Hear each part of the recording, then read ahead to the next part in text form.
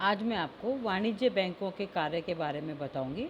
मैंने अपने पिछले लेक्चर में आपको बैंक की अर्थ, बैंक की परिभाषा और स्पेशली परिभाषा में भी मैंने आपको ये बताया कि परिभाषाएं कैसे लिखते हैं और उसका लास्ट में अपन निष्कर्ष के रूप में अपन को अपना खुद का कंक्लूज़न देना होता है। और उसके बाद मैंने आपको बताया कि वाणिज्य बैंकों का वर्गीकरण प्रमुख रूप से दो प्रकार से होता है, जिसमें अपन ने डिस्कस किया था अनुसूचित वाणिज्य बैंक और गैर अनुसूचित वाणिज्य बैंक। इतना होने के बाद आज हम डिस्कस कर रहे हैं कि वाणिज्य बैंकों के कार्य क्या होते हैं, कैसे काम करते हैं ये। तो उसके बारे में मैं आपको आगे का बताना चाह रही हूँ कि वाणिज्य बैंक, कॉमर्शियल बैंक, वे सभी कार्य करते हैं जो सामान्य रूप से एक बैंक कार्य करता है। यदि हम इसको वाणिज्य बैंकों के प्रमुख कार्यों को हम डिवीज़न में देखें तो इस डिवीज़न में हम इनको इस तरह से डिवाइड कर सकते हैं। पहला, प्राथमिक या परंपरागत कार्य। दूसरा, अभिकर्ता या प्रतिनिधित्व संबंधी कार्य। तीसरा, सामान्य उपयोगी कार्य। चौथा, विदेशी व्यापार की वित्तीय एवं प्रबंधकीय व्यवस्था। और पांचवा, साख निर्माण का कार्य। यानी व्यापारिक बैंकों के प्रमुख कार्य जो हैं उनको हम 5 में डिवाइड कर सकते हैं, 5 पॉइंट्स में हम डिवाइड कर सकते हैं।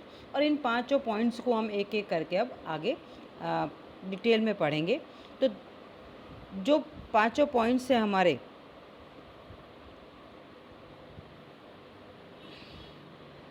उसमें अपने पांचों पॉइंट्स का मैंने जैसे इस पेज पे सारा डिस्क्रिप्शन दे रखा है कि हम उनको किन किन पॉइंट्स में आगे हम उसको पढ़ेंगे। जैसे मैं स्टार्ट कर रही हूँ आज।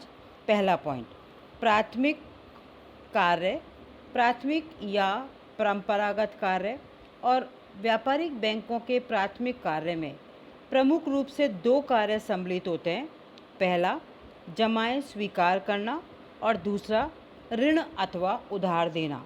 जब हम बैंकों के मीनिंग और डेफिनेशन में डिस्कस कर रहे थे तब हमने ये डिस्कस भी किया था कि बैंक बेसिकली वही संस्था होती है जो मुद्रा का या धन का लेन देन का काम करती है। मीन्स वो जनता से धन लेती है, जमा स्वीकार करती है और उधार के रूप में उनको ऋण देती है। तो प्राथमिक या परंपरागत कार्य में व्यापारिक बैंकों के दो प्रमुख कार्यों को सम्मिलित किया जाता है।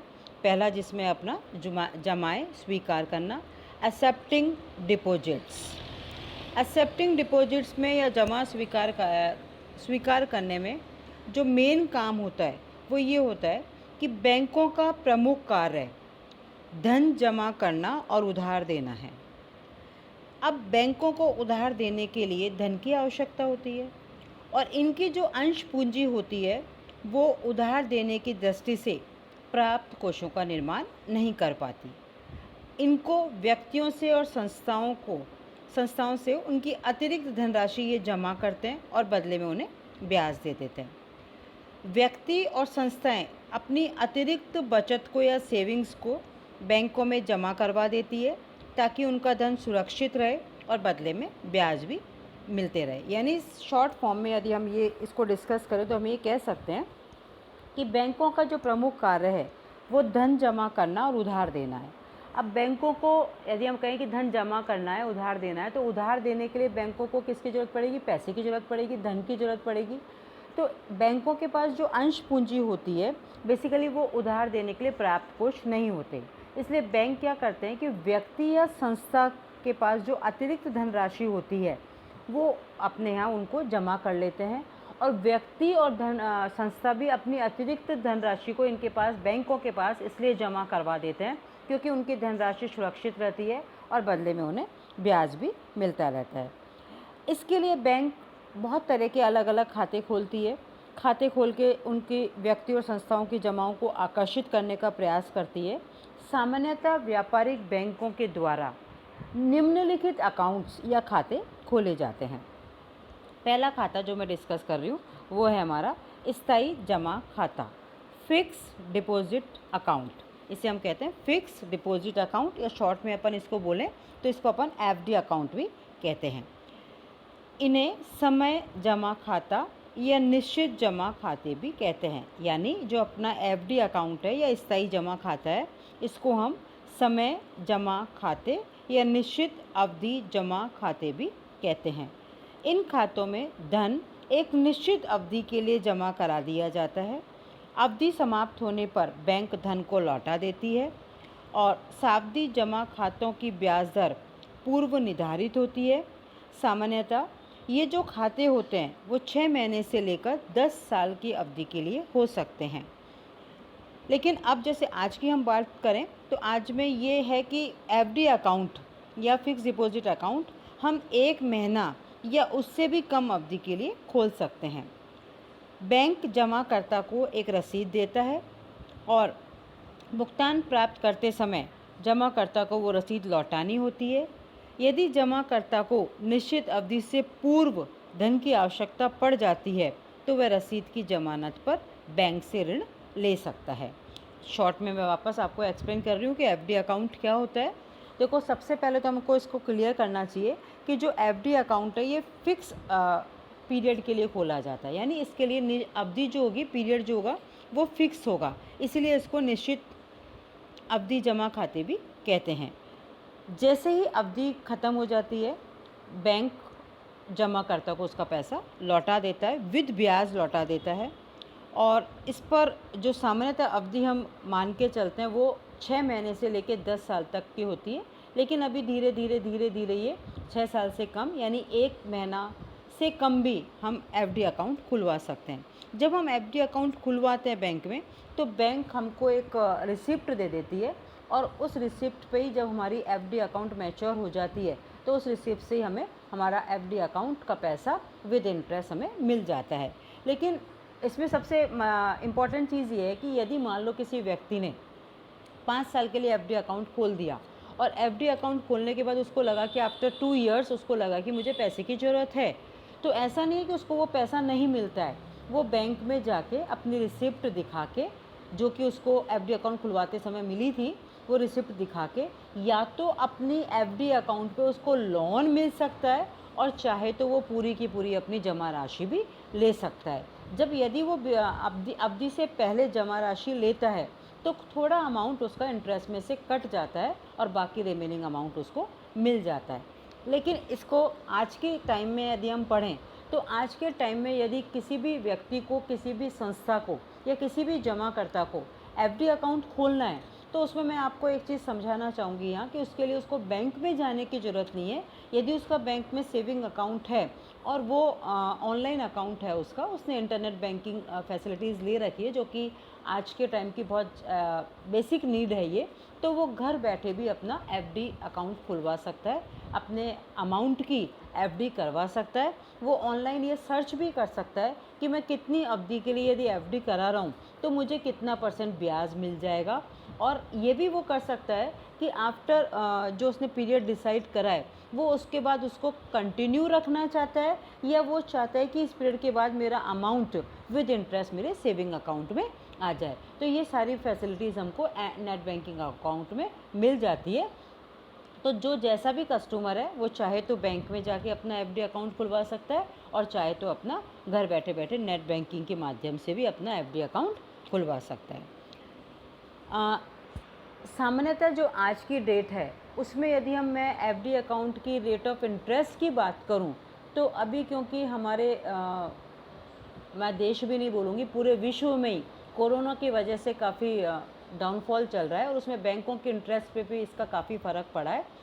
इस पे यदि रफली मैं आपको बताऊं तो अभी रफली हमारी जो इंटरेस्ट रेट है, यानी अपन एक अंदाज़ा लगा लें सब बैंकों का मिला के, तो आज की डेट में एफडी अकाउंट पे इंटरेस्ट रेट 5.45% से लेके 5.75 तक है। अलग अलग बैंकों के अलग अलग थोड़ा वेरिएशंस आता है, तो अपन ये इसको एक बार दिमाग में रखें कि आज की डेट में एफडी अकाउंट पे जो हमें इंटरेस्ट मिल रहा है वो कितना मिल रहा है, 5.45% टू 5.75%। दूसरा खाता हमारा आता है चालू खाता, जिसको अपन इंग्लिश में बोलते हैं करंट अकाउंट। और करंट अकाउंट जो होता है या चालू खाता जो होता है वो सामान्यतः जिनके द्वारा खोला जाता है वो होते हैं या तो बिजनेसमैन या इंडस्ट्रीज़ वाले, यानी व्यापारियों और उद्योगपतियों के द्वारा सामान्यतः चालू खाता खोला जाता है। इस खाते में ग्राहकों को प्रतिदिन कितनी भी बार, कितनी भी मात्रा में धनराशि जमा करवाने और निकलवाने की सुविधा होती है। यानी चालू खाते में ग्राहक एक दिन में कितनी ही बार पैसा जमा करा सकता है और कितनी ही बार पैसा निकाल सकता है। इस प्रकार के खाते में जमा राशि के निकलवाने की अनिश्चितता रहती है, अतः बैंक इसका स्वतंत्रता पूर्वक उपयोग नहीं कर पाता। देखो यहाँ पर क्या मैंने क्लियर किया कि जो चालू खाता है उसमें एक व्यक्ति दिन में कितनी भी बार अपना पैसा जमा करवा सकता है और कितनी भी बार निकलवा सकता है। यानी बैंक को मालूम नहीं है कि मेरे पास इस व्यक्ति की या इस संस्था की या इस उद्योगपति की पैसा कितने टाइम मेरे पास रहेगा, तो उसका वो प्रॉपरली या यूँ कह लें कि अपन फ्रीली उस जमा राशि का वो उपभोग नहीं कर पाता या उपयोग नहीं कर पाता। ऐसी स्थिति में सामान्यतः चालू खाते पर बैंकों के द्वारा कोई ब्याज नहीं दिया जाता, बल्कि कभी कभी सेवाओं के लिए बैंक कुछ शुल्क इनके ऊपर इनसे ग्राहकों से ले ही लेती है। और बैंक इसमें एक सुविधा अपने ग्राहकों को प्रोवाइड कराती है कि ग्राहकों की साख कैसी है, उसकी क्रेडिट कैसी है, उसकी गुडविल कैसी है। इस ब्याव पे बैंक उसको ओवरड्राफ्ट की सुविधा प्रदान कर देती है और चालू खाते में चेक बुक की सुविधा भी बैंक द्वारा दी जाती है। तीसरा हमारा खाता आता है सेविंग अकाउंट, बचत खाता। ये जो बचत खाता है ये सामान्यतः सबसे ज़्यादा मोस्ट ऑफ द पर्सन्स या मोस्ट ऑफ द कस्टमर्स सबसे ज़्यादा जो अकाउंट बैंकों में खुलवाते हैं वो बचत खाता ही होता है। और अल्प और मध्यम आय वर्ग के लोग इसको ज़्यादा खोलते हैं, सुविधा के लिए, अपनी सुविधा के लिए ज़्यादा खोलते हैं। और इसका जो मेन पर्पज़ होता है वो मेन पर्पज़ होता है, बैंक का इसके पीछे जो मेन पर्पज़ होता है वो ये पर्पज़ होता है कि जो मध्यम वर्ग के या अल्प वर्ग के लोग हैं वो अपनी छोटी छोटी सेविंग्स को इन बचतों में, बचत अकाउंट में जमा करें। और जिससे क्या होगा, मान लो कोई भी व्यक्ति छोटी छोटी सेविंग्स भी अपनी बैंक में जमा कराएगा तो अपन इस चीज़ को यदि अपन सर्कुलेशन में देखें तो इससे देश में कैपिटल फॉर्मेशन होगा, यानी देश में पूंजी निर्माण को प्रोत्साहन मिलेगा। यह खाता कोई भी जमाकर्ता जब चाहे न्यूनतम राशि जमा कराकर खोल सकता है। इस पर चेक बुक सुविधा लेने के लिए जमाकर्ता को बैंक द्वारा निर्धारित न्यूनतम जमा शेष रखना होता है। बैंक इस न्यूनतम राशि में सुविधा अनुसार परिवर्तन करती रहती है। अब देखो, जो भी सेविंग अकाउंट खोल रहा है उसको क्या करना पड़ेगा कि बैंक में एक मिनिमम अमाउंट उसको हमेशा रखना पड़ेगा। मान लो जैसे किसी बैंक में 2000 है, किसी में 5000 है, किसी में 10,000 भी है, किसी में 1000 है, तो ये मिनिमम अमाउंट उसको हमेशा रखना पड़ेगा। ये अमाउंट रखने के बाद वो जो भी उसको फैसिलिटीज़ बैंक से लेनी है वो धीरे धीरे उसको मिलती रहती है। और ये जो जमा राशि है ये बैंक में कई बार चेंज भी होती रहती है। तो जैसे कोई अमाउंट राशि ये चेंज होती है तो कस्टमर के पास इंफॉर्मेशन आ जाती है कि जमा राशि में क्या चेंज किया गया है। इसमें धन जमा कराने के संबंध में कोई प्रतिबंध नहीं होता, लेकिन रुपए निकलवाने के संबंध में कुछ प्रतिबंध है। जैसे कोई भी व्यक्ति अपने खाते से 6 महीने में 50 बार से अधिक धन नहीं निकाल सकता। यानी आप इसमें धन तो कितना भी जमा करा सकते हो, यानी पूंजी कितनी भी जमा करा सकते हो, पैसे कितने भी जमा करा सकते हो, लेकिन निकालने के लिए एक सिंपल रूल है इसमें कि विदिन 6 मंथ हम 50 बार ही ट्रांजैक्शंस कर सकते हैं। यदि इससे ज़्यादा हो जाते हैं तो या तो वो हमें इसका फ़ाइन हमसे ले लेते हैं, पेनल्टी लगा देते हैं, और अदरवाइज़ कई बैंक तो इसके लिए हमें परमिशन भी नहीं देती है। लेकिन फिर वापस मैं आज के टाइम में आ रही हूँ। आज के टाइम में वापस इसकी लिमिटेशन काफ़ी कम कर दी है कि एक बार में, जैसे अपन ATM में भी जाते हैं तो एक बार में कम पैसे निकलते हैं, किसी में 10 ही निकलते हैं, किसी में 15,000 ही निकलते हैं। तो ये सब चलता रहता है, तो इस बारे में हमें बैंक से इन्फॉर्मेशन पूरी रखनी चाहिए। सेविंग अकाउंट में आज की डेट में जो इंटरेस्ट राशि है वो अप्रॉक्सीमेटली 3% है। हालांकि ये कुछ समय पहले तक 4.5% थी, लेकिन अभी आज की डेट में ये केवल 3 से 3.5 भी अपन इसको कह सकते हैं, 3 से 3.5% ही है, इससे ज़्यादा नहीं है। चौथा जो अकाउंट आता है हमारा वो आता है होम सेफ अकाउंट, गृह बचत खाता। गृह बचत खाता बहुत कम बचत करने वाले व्यक्तियों के लिए बहुत उपयोगी होता है। इसके अंतर्गत बैंक अपने ग्राहक को एक गुल्लक या तिजोरी दे देता है। ग्राहक एक गुल्लक अपने घर ले जाता है और इसमें अपनी बचत एकत्रित करता रहता है। जब गुल्लक भर जाती है तो वह उसको जमा राशि बैंक में ले जाकर अपने खाते में जमा करवा देता है। देखो, जो गृह बचत खाता है वो बेसिकली क्या है, जैसे पुराने ज़माने में गुल्लक हमारे घर में होते थे या तिजोरी होती थी, तो अब बैंक क्या कर रही है कि बैंक ने उस व्यक्ति का एक अकाउंट तो बैंक में खुलवा दिया, लेकिन साथ में उसको एक तिजोरी या गुल्लक दे दिया, और वो व्यक्ति के पास जो जो पर डे धीरे धीरे जो भी सेविंग्स होती रही वो उस गुल्लक में डालता जाता है, और जब गुल्लक भर जाती है तो बैंक में जाके उसके अकाउंट में उसको ट्रांसफ़र कर दिया जाता है। तो इससे भी सेविंग्स को प्रोत्साहन मिलता है, और उस पर्टिकुलर व्यक्ति की जो कि अल्प आय वर्ग का है उसकी भी कुछ बचत हो पाती है। पांचवा हमारा जमा खाता है अनिश्चितकालीन जमा खाता, इंडेफिनिट पीरियड डिपॉजिट अकाउंट। इस प्रकार के खाते में अनिश्चित अवधि के लिए जमा स्वीकार की जाती है। केवल कुछ विशेष परिस्थितियों में ही इस खाते से धन निकाला जा सकता है। बैंक ग्राहक को उसके खाते में जमा राशि के ब्याज का भुगतान करता रहता है। भारत में इस प्रकार के जमा खाते प्रचलित नहीं हैं।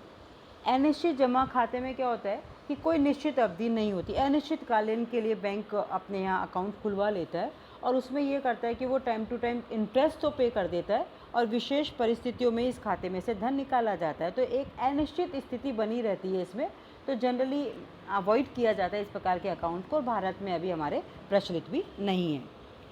अन्य जमा योजनाओं में भी कुछ कुछ आती हैं, जिसमें फर्स्ट है रिकरिंग डिपॉजिट अकाउंट, आवर्ती जमा खाता। इस खाते में क्या होता है कि जमाकर्ता पर मंथ एक निश्चित रकम, कितनी भी हो सकती है वो, एक निश्चित अवधि तक नियमित रूप से जमा कराता रहता है। निश्चित अवधि के समाप्त होने पर समस्त जमा राशि ब्याज सहित उसे मिल जाती है। इसको अपन शॉर्ट में आरडी अकाउंट भी बोलते हैं, आवर्ती जमा खाता बोला जाता है इसको। इसमें क्या करता है कस्टमर या जमा करता कि एक निश्चित राशि एक निश्चित अवधि तक आरडी अकाउंट में जमा कराता रहता है। जैसे ही अवधि ख़त्म होती है तो उसको वो राशि में ब्याज मिल जाती है। उसके बाद दूसरा आता है हमारा प्रतिदिन बचत जमा योजना, डेली सेविंग डिपॉजिट स्कीम। इस योजना के अंतर्गत बैंक का कर्मचारी नियमित रूप से प्रतिदिन जमाकर्ता के घर जाता है, और जमाकर्ता उसे अपनी प्रतिदिन की बचत जमा करा देता है। तीसरा है हमारा रिटायरमेंट स्कीम या निवृत्ति योजना। इस योजना में जमाकर्ता प्रति माह एक निश्चित राशि निश्चित वर्षों तक बैंक में जमा कराता रहता है, और निश्चित अवधि के पश्चात यह राशि ब्याज सहित किस्तों में वापस कर दी जाती है। जो हमारे सरकारी कर्मचारी होते हैं या और किसी तरह के कर्मचारी होते हैं, उनको ये लगता है कि 60 साल की रिटायरमेंट की उम्र के बाद उनको एक निश्चित राशि हमेशा मिलती रहे, तो वो लोग अपना एक पैसा निश्चित राशि रिटायरमेंट स्कीम में बैंक में जमा कराते रहते हैं, और अपनी एक पर्टिकुलर अवधि के बाद ये राशि उनको ब्याज सहित किस्तों में मिलती रहती है। तो पहला कार्य जो अपना चल रहा था प्राथमिक या परंपरागत कार्य, जिसमें मैंने आपको बताया कि 2 कार्य सम्मिलित है। उसमें पहला पॉइंट था अपना जमा स्वीकार करना, और जमा स्वीकार करने में मैंने आपको सारे पॉइंट्स बताए कि किस किस तरह के सारे खाते हम खोल सकते हैं, कैसे हम उनका लाभ प्राप्त कर सकते हैं। दूसरा जो कार्य है प्राथमिक या परंपरागत कार्यों में, जो दूसरा कार्य आता है बैंक का, वो मेन काम आता है ऋण या उधार देना। व्यापारिक बैंकों का दूसरा महत्वपूर्ण कार्य ग्राहकों को उधार देना होता है, और यह कार्य इसलिए भी आवश्यक हो जाता है कि बैंकों को अपने पास जमा राशि पर ब्याज देना होता है। अब बैंक इन जमा राशियों को अधिक ब्याज दर पर उधार देकर लाभ कमाती है। बैंक उद्योगपतियों, व्यापारियों, कृषकों, स्वरोजगार करने वाले व्यक्तियों आदि को ऋण देती है, और जो व्यापारिक बैंक निम्नलिखित प्रकार के ऋण प्रदान करती है। यानी बैंक ने क्या किया कि जमाकर्ताओं से अपने यहाँ पैसा जमा कर लिया, अब जमाकर्ताओं को उनको ब्याज देना पड़ता है, तो ब्याज देने के लिए उनको पैसा चाहिए, तो वो लोग क्या करते हैं कि ये जो जमाकर्ताओं की जमा पूंजी है उसको वो दूसरे लोगों को जिनको ज़रूरत है उनको लोन के रूप में दे देती है, और उनसे जमा राशि पर दिए जाने वाले ब्याज से अधिक ब्याज लेके लाभ कमाती है। तो कैसे कैसे लोन बैंक प्रदान करती है, उसमें पहला पॉइंट है मेरा नगद साख, कैश क्रेडिट। इसके अंतर्गत बैंक किसी व्यक्ति या संस्था को अंश, ऋण पत्र, प्रतिभूतियों, चल और अचल संपत्ति आदि की जमानत पर एक निश्चित मात्रा तक ऋण लेने का अधिकार देता है। ऋण लेने वाले व्यक्ति अपनी आवश्यकता के अनुसार समय समय पर रुपया निकालता रहता है। सामान्य रूप से बैंक ग्राहक द्वारा निकाली गई राशि पर ही ब्याज लेता है। ऋणी जब व्यापारिक माल की जमानत पर ऋण लेता है तो वह माल को बैंक के गोदाम में रखवा देता है। जितना ऋण चुकाया जाता है उतने मूल्य का माल बैंक ऋणी को वापस कर देता है।